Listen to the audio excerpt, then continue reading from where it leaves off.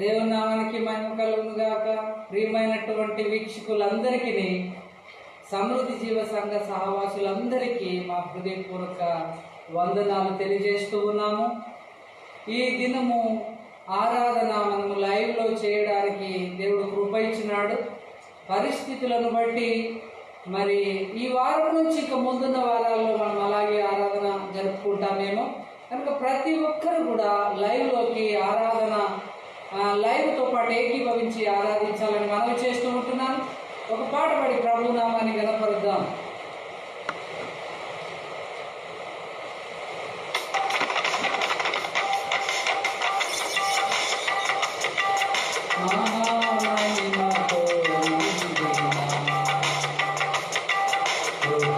సత్య సంపూర్ణుడా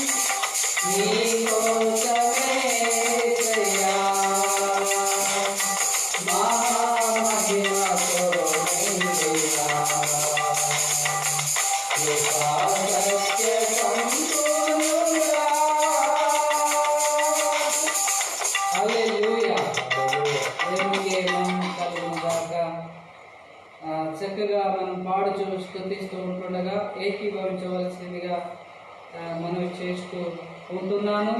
మరొక పాట మరి దేవుణ్ణి ఆరాధన చేస్తూ పాడుదాము. నా కన్నుల వెంబడి కన్నీరు రానియక అనే పాట. దేవుడు నిజంగా ఈ కష్టకాలంలో మరి అనేక కుటుంబాలలో దుఃఖం మిగిలి ఉన్నది. ప్రపంచమంతా కన్నీరు పర్యంతరం అవుతున్నది. కానీ దేవుడు నీకు ఆనందం సంతోషం ఇచ్చినాడు, నిన్ను ఆరాధించే గుంపులో ఉంచినాడు. కనుక నీవు పూర్ణ మనసుతో పూర్ణ శక్తితో ఆనందముగా సంతోషముగా దేవుని సన్నిధిలో మీలో ఎవరికైనా సంతోషం కలిగిన అతడు కీర్తనలు పాడవలనని యాకోబు చెప్పిన విధంగా మనం ఈ పాట పాడుకుంటూ ప్రభు నామాన్ని గణపరుద్దాం. నా కన్నుల వెంబడి కన్నీరు రానియక. వీలైతే కాంగ కొడతాడా అందుతుంది కాంగో కొడతాడు కాంగో కొడతాడు. ఓకే అంతసేపు ఓకే.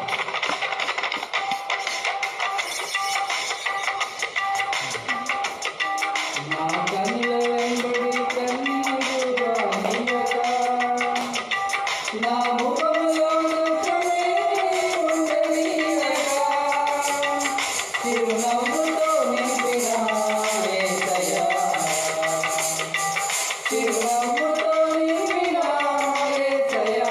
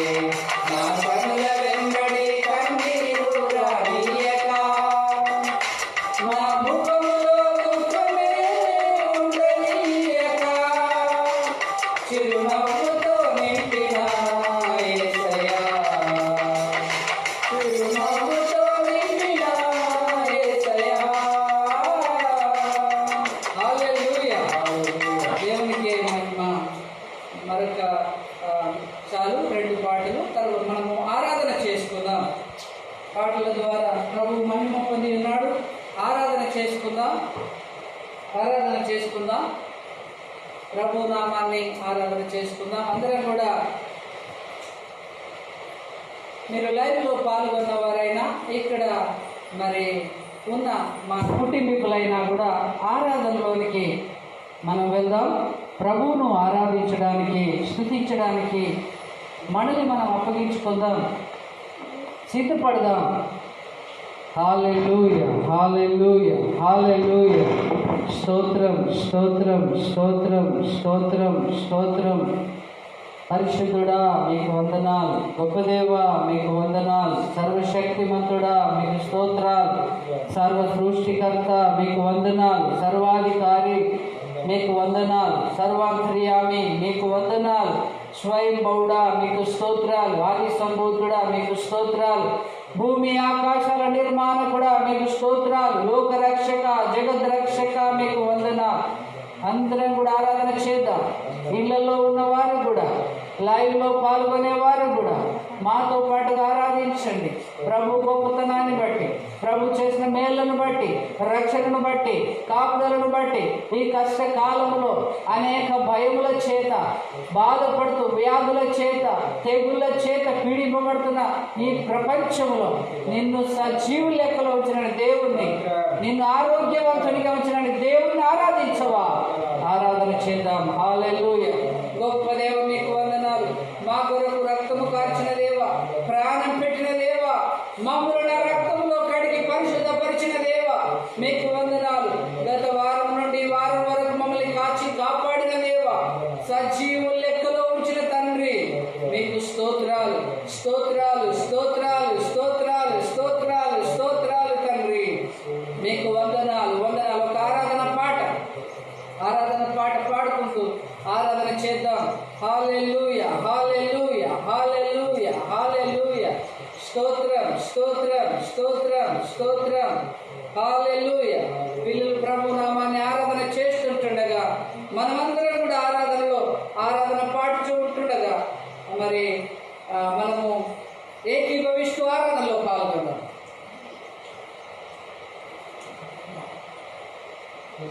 హల్లెలూయా.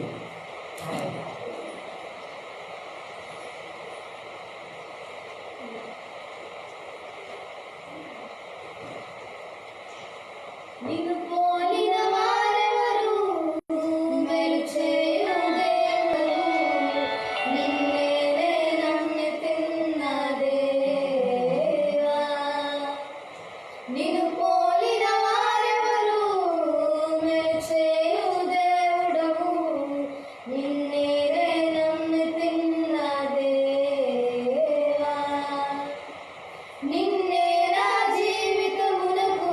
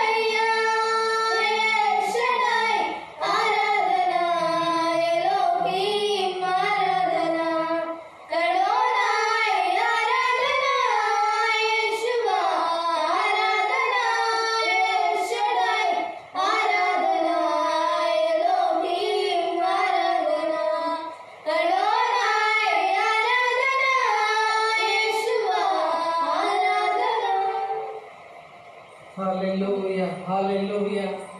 మీకే వందనాలు రాజా, మీకే స్తోత్రములు స్తోత్రములు స్తోత్రములు స్తోత్రములు కృతజ్ఞతలు చెల్లిస్తున్నాము. నీవే నైనా నీకు ఆరాధనకు యోగ్యుడవు తండ్రి. మీరు స్తోత్రాలు కృతజ్ఞతలు స్తుతులకు పాత్రుడవయ్యా, మీకు వందనాలు. సత్యవంతుడవయ్యా, మీకు స్తోత్రాలు స్తోత్రాలు స్తోత్రాలు స్తోత్రాలు.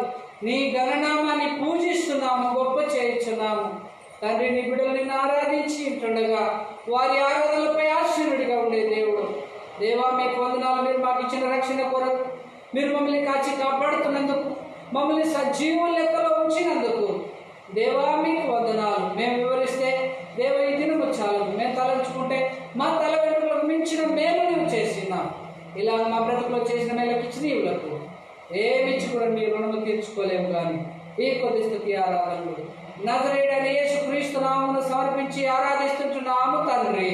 ఆమేన్. ఆమేన్ ఆమేన్ ఆమేన్. మంచిది.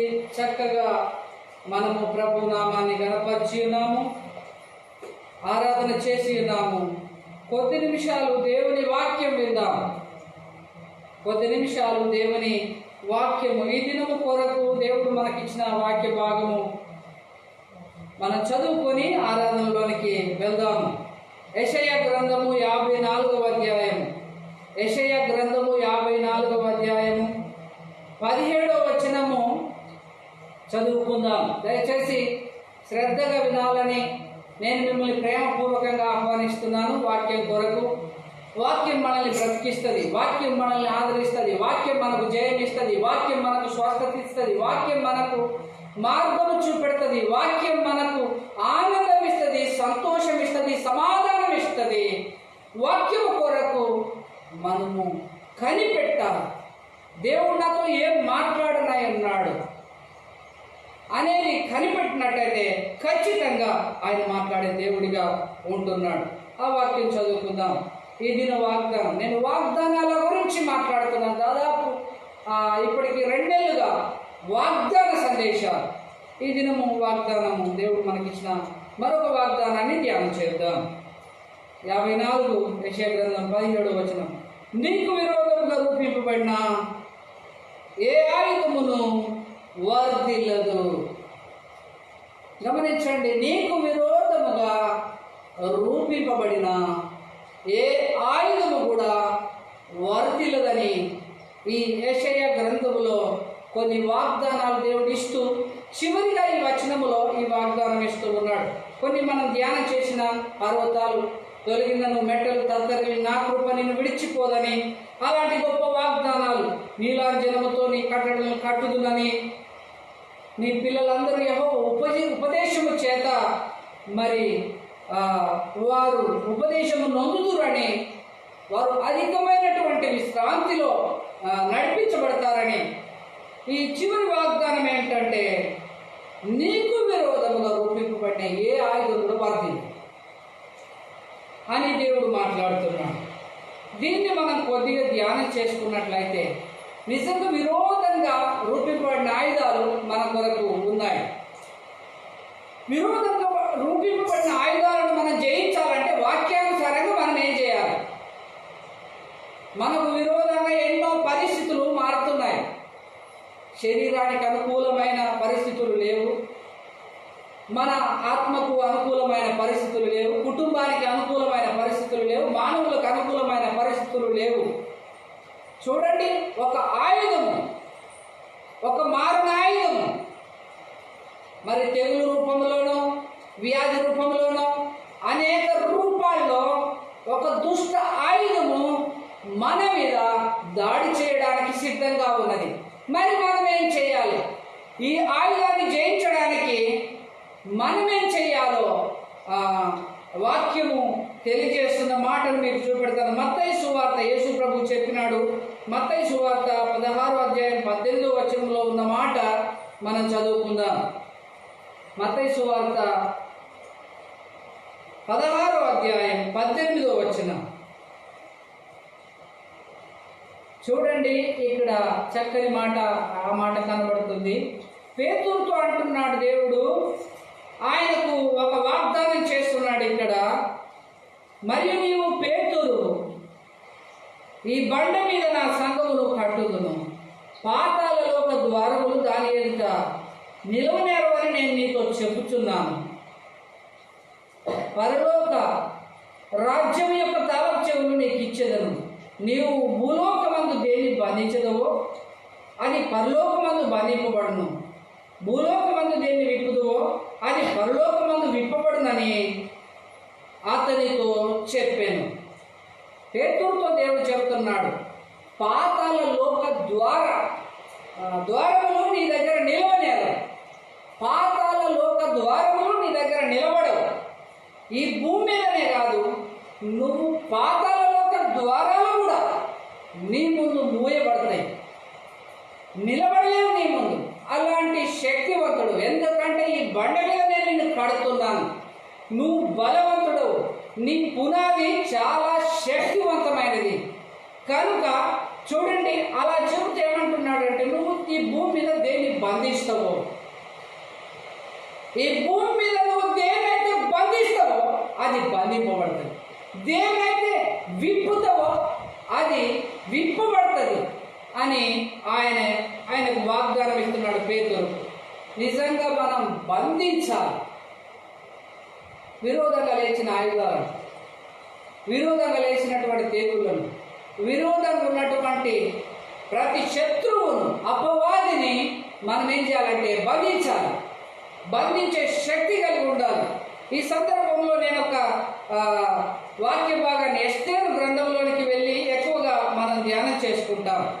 ఎస్తేరు గ్రంథము మనకందరికి సుపరిచితమైన వాక్య భాగమే, అయినప్పటికీ ధ్యానం చేసుకుందాం. చూడండి, ఎస్తేరు గ్రంథం 3వ అధ్యాయము 2వ వచనం నుంచి చదివినట్లయితే, ఎస్తేరు గ్రంథం 3వ అధ్యాయం 2వ వచనం నుంచి, కాబట్టి రాజు గుమ్మమునున్న రాజసేవకులందరూ రాజాజ్ఞ అనుసారముగా మోకాల్లోని హామానునకు నమస్కరించిరి. మొర్దెకై వంగకయు నమస్కారము చేయకయు నుండగా రాజు గుమ్మమునున్న రాజసేవకులు, నీవు రాజాజ్ఞను ఎందుకు మీరుచున్నావని మొర్దెకైని అడిగిరి. ఈ ప్రకారము వారు ప్రతి దినము అతనితో చెప్పుచు వచ్చినను అతడు వారి మాట చెవిన పెట్టకపోయిన కనుక వారు మొర్దెకై యొక్క మాటలు స్థిరపడనో లేదో చూతమని దాని హామానునకు తెలిపిరి. ఏలైనగా అతడు, నేను యూదుడను గనుక ఆ పని చేయజాలనని వారితో చెప్పి ఉండెను. మొర్దెకై వంగకయు నమస్కరింపకయుండుటయు హామాను చూచినప్పుడు బహుగా కోపగించి మొర్దెకై ప్రాణము మాత్రము తీయుట స్వల్ప కార్యమని ఎంచి మొర్దెకై యొక్క జనులు ఎవరైనది తెలుసుకొని అహష్వేరోషు యొక్క రాజ్యమందంతటా మొర్దెకై యొక్క స్వజనులు యూదుల అందరినీ సంహరించుటకు ఆలోచించాను. చూడండి, ఇక్కడ మొర్దెకై జీవితం గురించి తెలియజేస్తున్నాను. ఎస్తేరు గ్రంథములో మొర్దెకై చాలా ప్రాముఖ్యమైన వ్యక్తి, ఒక ఆత్మీయుడు, ఆయన ప్రార్థనాపరుడు, ఆయన దేవునితో నడిచేవాడు, వాక్యానుసారంగా జీవించేవాడు, వాక్యముతో ఆయన దినదినం పరుగులు తీర్చేవాడు, ఆయన ప్రయాణం చేసేవాడు. కనుక ఈ లోక సంబంధమైనటువంటి ఆ నియమాలను మరి చూడండి, సాష్టాంగ పడుట, ఒక దేవుని దగ్గరనే సాష్టాంగ పడాలి. దేవుని బిడ్డలు దేవుని దగ్గరనే సాష్టాంగ నమస్కారం చేయాలి. బోర్లబడి కాళ్ళకు మొక్కాలి. దేవుని దగ్గర మాత్రమే సాష్టాంగ నమస్కారం చేయాలి, సాష్టాంగ ఆయనకు మాత్రమే. కనుక ఇది వీళ్ళకున్నది. కానీ చూడండి, అక్కడ ఒక నియమము పెట్టినారు. హామానుకు అందరూ కూడా సాష్టాంగ పడాలి. దుష్టుడైనటువంటి హామానుకు అందరూ సాష్టాంగ పడాలని అక్కడ మరి నిర్ణయము చేయబడినది. ఈయన యూదుడు కనుక, ఈయన దేవుని బిడ్డ కనుక, ఈయన ప్రభువులో ఉన్నాడు కనుక ఈయన అది చేయకుండా ఉండుట వలన చూడండి, ఆయన మీదకి ఒక దుష్ట ఆయుధం, ఆయన మీదకే కాదు, ఆయనకు సంబంధించిన యూదా ప్రజలందరికీ కూడా ఈ దుష్ట ఆయుధము లేచింది. ఒక్క మొర్దెకైని చంపడమే అది మిక్కిలి స్వల్పమైన కార్యమనించి ఈయనకు సంబంధించిన ప్రజలందరినీ చంపుదామని, సంహరించుదామని ఆయన కోపం తెచ్చుకున్నాడంట హామాను. అహష్వేరోషు తర్వాత మరి హామానుకు అధికారాలు ఇవ్వబడ్డాయి. ఎన్ని సంస్థానాలు అంటే 127 సంస్థానాలలో హామాను మరి అధికారం పొందినవాడుగా, హెచ్చింపబడినవాడుగా ఉన్నప్పుడు ఇలాంటి ఆలోచన చేస్తున్నారు. నిజంగా మనలను సంహరించడానికి, మనలను బాధ పెట్టడానికి, మనలను నాశనం చేయడానికి, నష్టం చేయడానికి ఏ ఆయుధం అయితే వస్తుందో, ఏ ఆయుధం అయితే మన మీదకి వస్తుందో, ఏ దుష్టాయుధం అయితే, దుష్ట మాట ఏదైతే మన మీదకి వస్తుందో, మనం అప్పుడు దిగులు పడదు, మనం అప్పుడు భయపడదు. మనం ఏం చేయాలంటే దేవుని దగ్గరికి రావాలి. మొర్దుకాయి ఈ మాట విన్నప్పుడు, అది శాసనంగా తీసుకొని వచ్చినప్పుడు 4వ అధ్యాయంలో మొర్దుకాయి ఆయన బట్టలు చింపుకొని, గోనె బట్ట కట్టుకొని, బూడిద పోసుకొని, ఉపవాసం ఉండి శోకముతో ఆయన ఆ రాజగుమ్మము దగ్గర ఆయన ప్రార్థన చేయడానికి, చూడండి, రాజగుమ్మము దగ్గరికి వచ్చినాడు. ఆయన ఉపవాస ప్రార్థన ప్రకటించినాడు. ఆయన ఒక్కడే కాదు, యూదులందరూ కూడా తెలుసుకొని వాళ్ళు ప్రార్థన చేయడం ప్రారంభించినారు, ఉపవాస ప్రార్థన ప్రకటించినారు. అవును, దుష్టాయుధం వచ్చినప్పుడు, మనుషులకు బాధ వచ్చినప్పుడు, మనుషులకు ప్రాణహాని కలుగుతున్నప్పుడు మనమేం చెయ్యాలి? నువ్వు దేన్ని బంధిస్తావో అది బంధింపబడుతుంది, దేన్ని విప్పుతావో అది విప్పబడుతుంది అని చెప్పి పేతురుకు అధికారం ఇచ్చినాడు. నీకు ఆ అధికారం ఉన్నది, మనకు ఆ అధికారం ఉన్నది. ఇది ఎరగాలి మనం. నేను ఇక్కడ చెప్పేది ఏంటంటే, ఆయుధం వర్ధిల్లకుండా ఉండాలంటే ఆ నిన్ను సంహరించడానికి వచ్చిన శత్రువు ఓడిపోవాలంటే ఖచ్చితంగా నువ్వు బంధించాలి. అంటే ప్రార్థన చేయాలి. ప్రార్థన చేయడం ప్రారంభించినారు. మొర్దుకాయి ప్రార్థన చేస్తున్నాడు, యూదులందరూ ప్రార్థన చేస్తున్నాడు, కోటలు ఎస్తేర్ అని ప్రార్థన చేస్తున్నారు, ఉపవాస ప్రార్థనలు ప్రకటించుకున్నారు. వారంతా దేవుని దగ్గర ప్రార్థన చేస్తున్నారు. దేవుడు గొప్ప కార్యం చేసినాడు. ఎవరైతే హామాను దేవుని బిడ్డలను, మొర్దుకాయిని చంపాలని అనుకున్నాడో ఆయనే ఆ ఉరిపోయే మీద చనిపోయినాడు. ఆయన కుటుంబం సర్వనాశనం అయిపోయింది. కానీ దేవుని సంబంధికులు కాపాడబడ్డారు.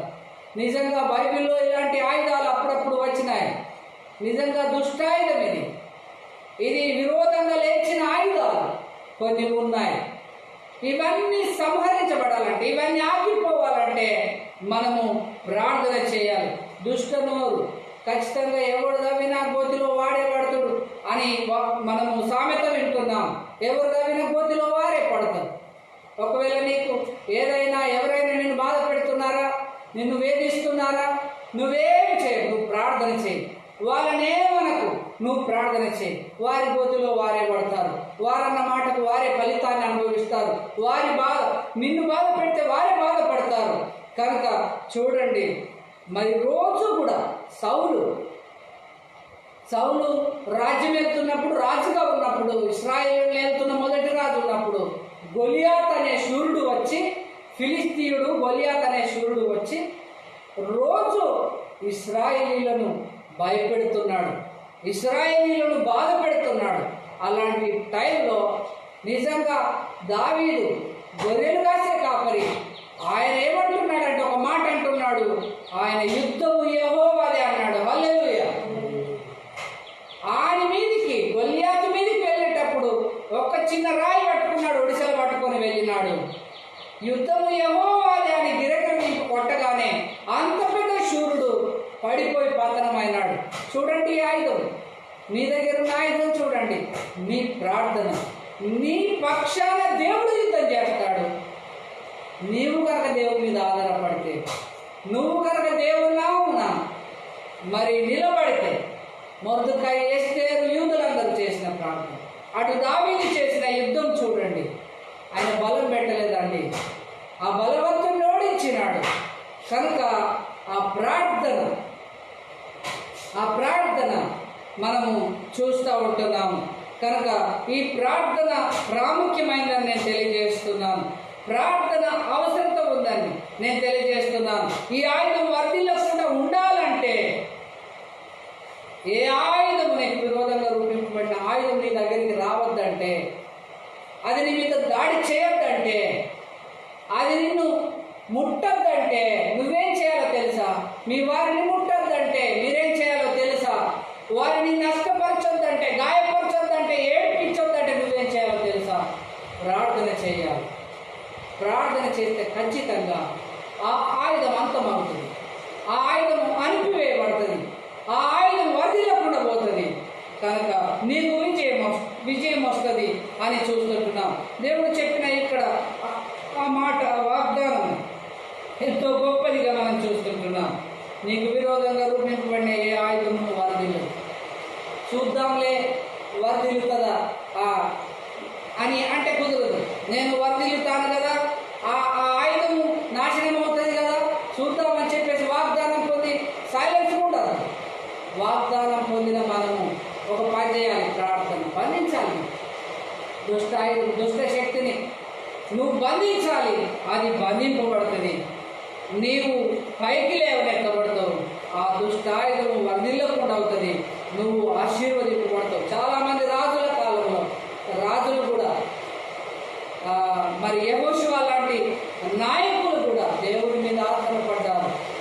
వారు అనేక దేశాలను జయించాలంటే వారు ప్రార్థన చేసినారు. ఒక టైంలో 10వ అధ్యాయంలో న్యాయాధిపతుల గ్రంథం 10వ అధ్యాయంలో మరి యెహోషువ ఏం చేసినాడో, యెహోషువ గ్రంథం క్షమించండి యెహోషువ గ్రంథం 10వ అధ్యాయం చూస్తే ఆయన సూర్యుడా ఆగిపో, చంద్రుడా నిలిచిపో అని ఆయన ప్రార్థన చేసినట్టుగా కనబడుతుంది. సూర్యునికి ఆజ్ఞాపిస్తే సూర్యుడు ఆగిపోయినాడు, చంద్రునికి ఆజ్ఞాపిస్తే చంద్రుడు నిలిచిపోయినాడు. ఒక దినమల్లా ఆగిపోయినాడు. చూడండి ఎంత గొప్ప కార్యం జరిగిందో. ఆ దినమున దేవుడు మరి వారిని ఆ వడగళ్ళ చేత మొద్దినట్టుగా కనబడుతుంది. ఎక్కువగా వీళ్ళు యుద్ధం చేయలేదు, దేవుడే యుద్ధం చేసినాడు.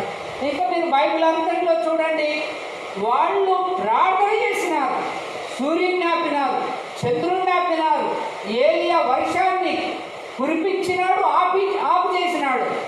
వాళ్ళు బంధించినారు, అవి బంధింపబడ్డాయి. సూర్యుని బంధించినాడు, చంద్రుని బంధించినాడు, వర్షాన్ని బంధించినాడు, వర్షాన్ని తెరిచినాడు. అలాంటి ప్రార్థనలు చేయడానికి దేవుడు మనకి అధికారాలు ఇచ్చినాడు. ఈ ఆయుధములు వర్ధిల్లకుండా ఉండాలంటే ఈ ప్రార్థన చేయాలి. కనుక దేవుడి మాట దీవెనకరంగా చేయగాక ప్రార్థన చేసుకుందాం. స్తోత్రము తండ్రి, మీకు వందనాలు. ఈ దిన వాక్యము ఇదిగో విన్నటువంటి వారి కొరకే దేవా నీవు మాట్లాడినావు. ఎవరైతే వీక్షిస్తున్నారో లైవ్లో వారందరినీ దర్శించిన వందనాలు, స్తోత్రాలు చెల్లిస్తున్నాం.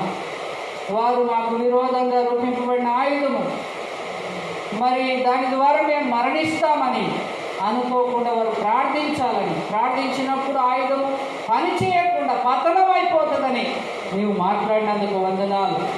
సూర్యుడిని చంద్రుడిని బంధించినట్లుగా యెహోషువ ప్రార్థనలో దేవా మరి హామాని యొక్క శక్తి యుక్తులను బంధించినట్లుగా దేవా మరి మొర్దుకై ఇశ్రాయేలీయులు ఎస్తేరు నీకు వందనాలు. మీరు మాట్లాడినారు, కృతజ్ఞతలు చెల్లిస్తున్నాం. అదే విధముగా ప్రభా పేతురు నాయన మీకు వందనాలు, బంధిస్తే బంధింపబడినని అధికారం ఇచ్చినావు. ఆ అధికారాన్ని బట్టి ప్రభా మీకు వందనాలు. మరి బంధించడానికి, మాకందరికి ప్రార్థించడానికి, మాకందరికి నీ సన్నిధిలో ప్రతి విషయం కొరకు, ప్రతి సమస్య కొరకు దేవునిని ప్రార్థించే ఉపవాసముతోను దేవ ఎల్లవేళను బంధించటకు ప్రార్థించటకు మాకు శక్తిని దయచేయమని, ప్రతి విధమైనటువంటి నాయన పోరాటంలో విజయం పొందే దేవా శక్తి, శత్రువు యొక్క ఆయుధం వర్ధిల్లకుండా చేసే కృప దయచేయమని యేసు నామమున ప్రార్థించి స్తుతించి అడిగి వేడుకొంచున్నాము తండ్రి. ఆమేన్. దేవుడు మిమ్మల్ని సమృద్ధిగా దీవించును గాక. God bless you.